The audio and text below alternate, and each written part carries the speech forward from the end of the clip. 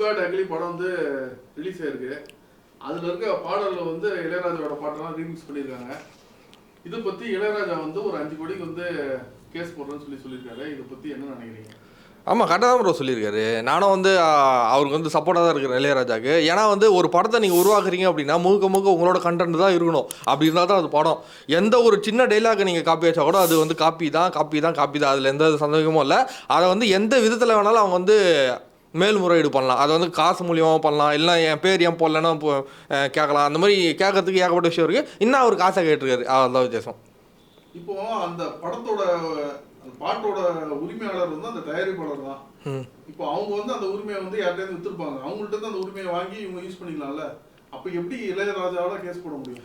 இல்லை ப்ரோ, நீங்கள் அந்த மாதிரி யூஸ் பண்ணியிருந்தாலும் நீங்கள் அட்லீஸ்ட் வந்து அவரோட பேரையாச்சும் மென்ஷன் பண்ணிடணும் படத்தில். நீங்கள் அதை கூட மென்ஷன் பண்ணவே இல்லை. இப்போ அவருக்குன்னு கிரெடிட்ஸ் என்ன இருக்குது? இப்போது நீங்கள் வந்து படத்தில் அந்த பாட்டை ப்ளே பண்ணுறீங்க, ஆடியன்ஸை படத்தை பார்க்குறாங்க. அவங்களுக்கு வந்து நீங்கள் ப்ரொடியூசர்கிட்ட விற்றுட்டேன், அவங்கக்கிட்ட நான் வாங்கிட்டேன்னு வந்து ஒரு சில லிஜன்ஸு சினிமா துறையில் இருக்கிறவங்களுக்கு தெரியும். பட் காமன் ஆடியன்ஸுக்கு அது தெரியாது. என்ன அவங்க என்ன நினைப்பாங்க அப்படின்னா, இளையராஜாவோட பாட்டுறா இது, எந்த ப்ரொடியூசரோட நேம்லாம் அவங்களுக்கு ஞாபகம் வராது, இளையராஜா நேம் தான் ஞாபகம் வரும். அப்படி இருக்கும்போது நீங்கள் யார்கிட்ட மெயினாக பர்மிஷன் வாங்கணுமோ அவர்கிட்டயே நீங்கள் வாங்கலை. நீங்கள் வந்து அதை விட்டு ப்ரொடியூசர்கிட்ட விற்றுட்டேன் அப்படிலாம் சொல்கிறது வந்து எந்த ஒரு நியாயமும் இல்லை. நீங்கள் வந்து யார்கிட்ட மெயின் ஆள் யார், குரு யாருன்னா இளையராஜா. நீங்கள் எது பர்சனாக இருந்தாலும் அவர்கிட்ட தான் பேசிருக்கணும். அவரோட பேரை தான் நீங்கள் ஃபஸ்ட்டு மென்ஷனே பண்ணியிருந்துடணும். அதுவே பண்ணல, அதுவே தப்பு தானே. இளையராஜாட்ட உரிமை கிடையாது. அவர் எப்படி வந்து 5 கோடிக்கு கேஸ் போட முடியும்? உரிமை கிடையாதுன்றத விட நான் அவர் ஏன் ட்ரிகராக இருப்பார் அப்படின்னா, இவங்க வந்து எதுவுமே அவருக்கு உண்டான மரியாதை சுத்தமாக கொடுக்கல. அட்லீஸ்ட் நீங்கள் வந்து மென்ஷன் ஒரு பாட்டு போடும் போதும் இந்த பாட்டு இளையராஜாவோட பாட்டு, இந்த பாட்டு வந்து ஸ்டார்டிங்லேயே போட்டுருணும். இந்த தேங்க்ஸ் டு இளையராஜா சொல்லிட்டு ஒரு பாட்டு போடுவோம். அவருக்கு உண்டான மரியாதை கொடுத்தாலே அவர் வந்து அதை வந்து மறந்துட்டு பாருன்னு நான் சொல்லுவேன். நீங்கள் வந்து அவர் வந்து அசிங்கப்படுத்துற மாதிரி பண்ணதுனால அவரும் பதிலுக்கு அசிங்கப்படுத்துறாரு. 2 and 4 தானே. இப்ப இது வந்து உப்புக்காக சண்டைங்கிற மாதிரி தெரியுதா? அவரோட ஈகோக்கு இதை வந்து ஒரு பெரிய இஷ்யூஸா மாத்துறாருன்னு தோணுதா? ஈகோன்னு கூட வச்சுக்கலாம், ஒன்றும் பிரச்சனை இல்லை. ஏன்னா வந்து நீங்க அவரை அசிங்கப்படுத்துறீங்களா, அப்போ அவரும் வந்து பதிலுக்கு இது பண்ண தானே செய்வாரு. அது தப்பு இல்லைல்ல. வரும்போது அந்த இடத்துல வந்து அது அவர் வயசுக்கு ஒரு வளர்ந்து வர சில பேரை வந்து ஈகோவா டச் பண்றது, யோசிக்கிறதுங்கிறது ரொம்ப தப்பா தெரியல. யாருங்க வல்துவரா இதுல? நீங்க யாரை மென்ஷன் பண்றீங்க? வல்துவரா சாதிக்கிற இதா இருக்கட்டும் உள்ள. சரி, வல்துவர டைரக்டர் தானே. வல்துவர டைரக்டர் என்ன பண்ணும்? நீங்க வந்து சொந்த கதையில எழுதணும். இப்போ வெளியில 1000 பேர் இருக்காங்க சொந்த கதையை வச்சுன்னு. அப்ப அவங்களாம் என்ன பண்ண, அவங்களாம் என்ன பதில்? நீங்க கொடுத்த ரிவ்யூ உங்களுக்கு ஞாபகம் இருக்கா? அது சொந்த கதை தானே? இல்லைங்க, அது இல்லை. நான் இப்போ டாபிக் போனால் மாறிடும். அது பேசலாம், பட் அது டாபிக் டோட்டலாக மாறிடும். சொந்த கதை தானே? அப்படி இருக்கும்போது அது சொந்த கதை இல்லையே. ஆக்சுவலி யார் சொன்ன சொந்த கதைன்னு? அது வந்து இங்கிலீஷ் ரீமேக். அது சொந்த கதை எழுதுனா ஓவா ஆகும், நீங்க உட்காந்து பாப்பீங்களா? இப்ப உள்ள ட்ரெண்ட் என்னவோ ட்ரெண்டுக்கு ஏத்த மாதிரி எடுக்கலன்னு தானே முதல் கொஸ்டினே வருது. இப்போ உள்ள ட்ரெண்டுக்கு ஏத்த மாதிரி நீங்க படம் எடுக்க தெரியல, என்ன டைரக்டர் இவருக்கு என்ன, இவர் என்ன சொந்தமா எடுத்திருக்காரு அப்படிங்கிற மாதிரி தானே வருது. இப்போ ஒரு விஷயம் என்னன்னா, அவர் இப்போ உள்ள ட்ரெண்டுக்கு என்ன இருக்கோ அதை எடுத்துக்காமே. அவ்வளவு பெரிய லெஜெண்ட் தானே. என்னென்ன கேள்வி என்னன்னா, அவர் ஒரு லெஜெண்ட். இதுக்கு போய்கிட்டு வந்து இது பண்ணணுமா? சிம்பிளா முடிச்சுட்டு போயிடலாம். என் பாட்டை வந்து யூஸ் பண்ணதுக்கு தம்பி நீ நல்லா வளர்ந்து வாப்பா, ஒன்றும் பிரச்சனை இல்லை அப்படின்னு சொல்லி ஒரு வார்த்தை சொல்லியிருந்தாலே கூப்பிட்டு வச்சு சிரிச்சுட்டே அடிச்ச மாதிரி தானே. இல்லைங்க, அது வந்து அவரோட இஷ்டங்க, அவரோட உரிமை தானே அவர் கேட்குறாரு. எல்லாருமே அந்த மாதிரி விட்டு கொடுப்பாங்க சொல்ல முடியாது இல்லை. அவரோட மைண்ட் செட் அந்த மாதிரி இருக்குது. இந்த மாதிரி வந்து எனக்கு வந்து நீ வந்து யூஸ் பண்ண தப்புன்னு என்னை பொறுத்தவரைக்கும் அவரை மாதிரி தாங்க எல்லாரும் இருக்கணும்னு நான் சொல்லுவேன். ஏன்னா நீங்கள் ஒரு சின்ன விஷயத்த எடுத்து போடும்போது அதுவே நீங்கள் ஒரு விஷயம்னு பார்த்தீங்க.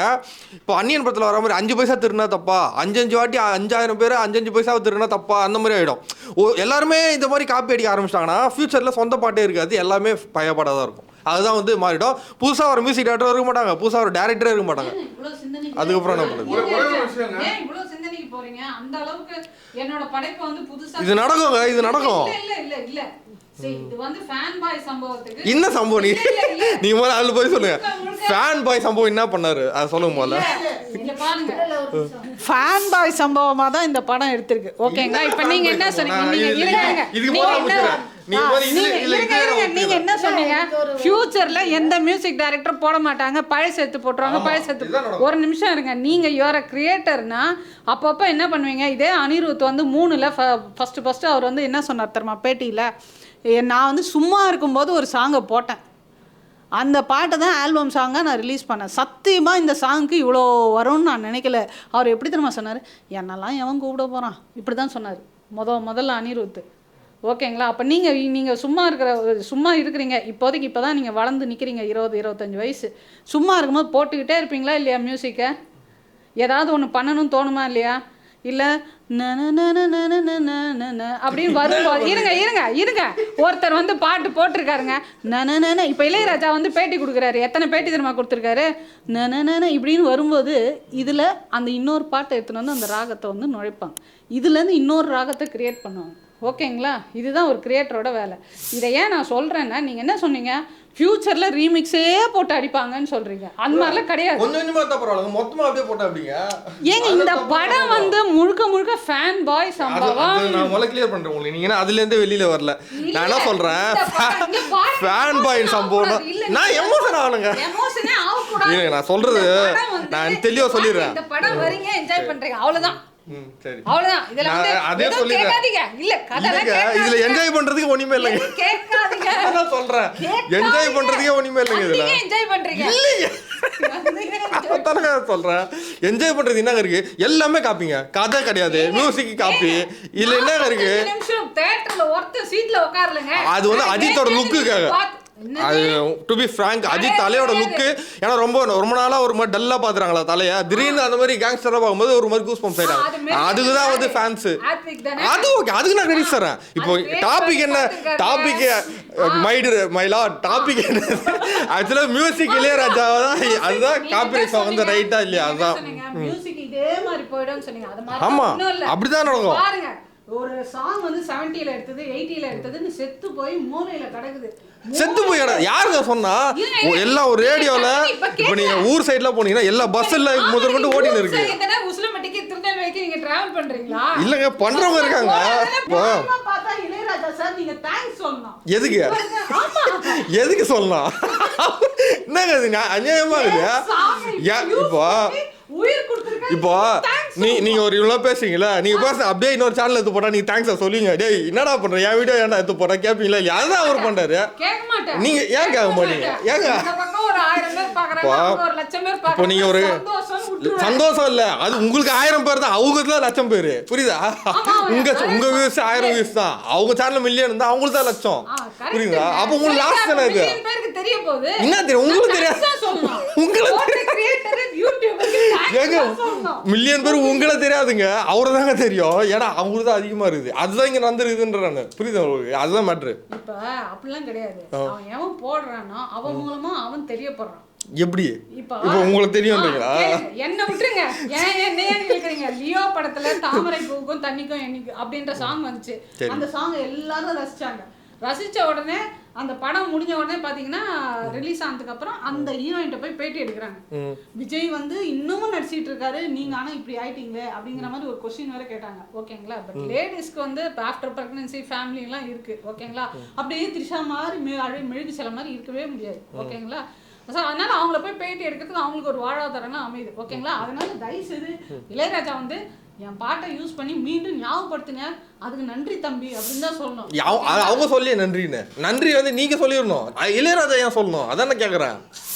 நன்றி நீங்க அவர் பாட்டை யூஸ் பண்றதுக்கு நன்றி யார் சொல்லணும்? இவங்க தானே அவருக்கு சொல்லணும். நீங்க இளையராஜா நன்றி சொல்லணும்.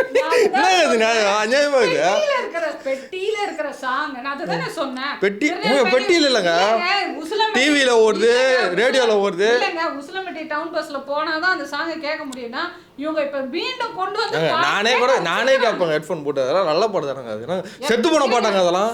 இருங்க, ஆமாங்க, சகலகல பாலன் பாட்டு நியூ இயர் அன்னைக்கு மட்டும் அப்ப கூட போடுறாங்கல்ல, அது வைப் தானே அது. இப்ப 365 நாள்ல ஒரே ஒரு நாள் ஓடுது சகலகல பாலன். சரி, அது போதுங்களா? இந்த படம் வந்து மே வந்து இவங்க ரெட்ரோ படம் ரிலீஸ் ஆக போகுது, சூர்யா படம். ஓகேங்களா? அது வரைக்கும் இந்த படம் ஓட தான் போகுது. 9 ஸ்கிரீன் 10 ஸ்கிரீன் இருக்கிற இடத்துல ஓட போகுது. அது மட்டும் இல்ல, சச்சின் ரிலீஸ் ஆகுது. இல்லங்க, அது பக்கம் ரிலீஸ் ஆகட்டோங்க. இந்த பக்கம் பாத்தீங்கன்னா மலேசியால கிட்டத்தட்ட 50 ஸ்கிரீன் எக்ஸ்ட்ரா வர பண்ணிருக்காங்க இந்த படத்துக்காக. ஓகேங்களா? அப்ப இன்னும் ஓடுது. ஓகேங்களா? அது ஏன் ஓடுது? இளையராஜா பாட்டால ஓடுது. எங்க ஆதிக்கு என்ன பண்ணுறாங்க அது சொல்லுங்க. ஏங்க அதன மாட்டே பேசக்கூடாது. ஆமாங்க, என்ன பண்ணாரு? என்ன பண்ணாம 45 நிமிஷம் எல்லாரும் சிரிக்கிறாங்க. நான் சிரிக்கவே இல்லைங்க. ஏங்க நீங்க வந்து படம் மாசா இருக்குறீங்க, காமெடியா இருக்குறீங்க, எதனா ஒண்ணு சொல்லுங்க. 45 மினிட்ஸ் காமெடியா இருந்ததுங்க. சரி, சிரிச்சோங்க. அப்படியே எதுல சிரிச்சு? எந்த சீன்? எல்லாம் அந்த 45 மினிட்ஸ் லாஸ்ட் 45 மினிட்ஸ் நான் உண்மையில ரொம்ப என்ஜாய் பண்ணுங்க. அதுக்காகவே இப்ப ரெண்டாவது அந்த சீனை ஓட சொன்னீங்கன்னா நான் காமெடியா இல்லையா நான் சொல்லிடுறேன், தெளிவுபடுத்திடுறேன். அந்த ஃபைட் இருக்கு இல்லையா, டெத் ஆனிவர்சரி பார்க்க போறோம்னு சொல்லிட்டு அர்ஜுன் தாஸ் சொல்றாரு இல்லையா, அதாவது அந்த சீனுக்கெல்லாம் என்ன குறைன்னு கேக்குறேன். அந்த கார்ல வந்து கஸ்டமைஸ் பண்ணி மேல எல்லாமே வந்து சுடுற மாதிரி எல்லாம் கஸ்டமைஸ் பண்ணி ஒரு நியூ கிரியேட். ஓ அது காமெடில வந்து. No, it's not a comedy. You just see the creativity. அதுதானுங்க மார்க் ஆண்டனில அனகோண்டான்னு ஒன்று ரிலீஸ் பண்ணாரு. அதுதான் இப்போ மறுபடியும் கொஞ்சம் எடிட் பண்ணி கார்ல விட்டுக்கிறாரு. அவ்வளோதான். ரெண்டும் ஆக்சுவலா அவர் பத்துல இருந்தே அவர் காப்பி வச்சுக்கிறாரு. அதுதாங்க நீங்க வந்து இப்போ குழம்பு வந்து பருப்பு போட்டீங்கன்னா சாம்பார், பருப்பு போடாம வச்சீங்கன்னா அது வந்து காரக்குழம்பு மாதிரி வேற மாதிரி புளியை ஊற்றி வேற மாதிரி பண்ணிக்கலாம். ஓகேங்களா? அப்படிதான். அதுதான் நான் சொல்றேன். அதுதான் அவர் பண்ணியிருக்காருன்ற. அப்படி இருக்குன்னா கொஞ்சம் பட்டி டிகிரி வேலை பார்த்து போட்டுக்கிறாரு. ஒரு டேஸ்ட், கொத்தமல்லி போடலன்னா ஒரு டேஸ்ட், அந்த மாதிரி தான். ஓகேங்களா? அதனால தயவு செய்து இளையராஜாவை விட்டுட்டு இந்த சாங் எடுத்தவங்களுக்கு, இந்த ரீமிக்ஸ் கொடுத்தவங்களுக்குலாம் தேங்க்ஸ் சொல்லுங்க. யார்? நானு. Okay, thanks. இந்த வீடியோ பிடிச்சிருந்துச்சுன்னா லைக் பண்ணுங்க, ஷேர் பண்ணுங்க, கமெண்ட் பண்ணுங்க. ரஃபி தியேட்டரை மறக்காம சப்ஸ்கிரைப் பண்ணிருங்க, பெல் பட்டனை கிளிக் பண்ணிருங்க.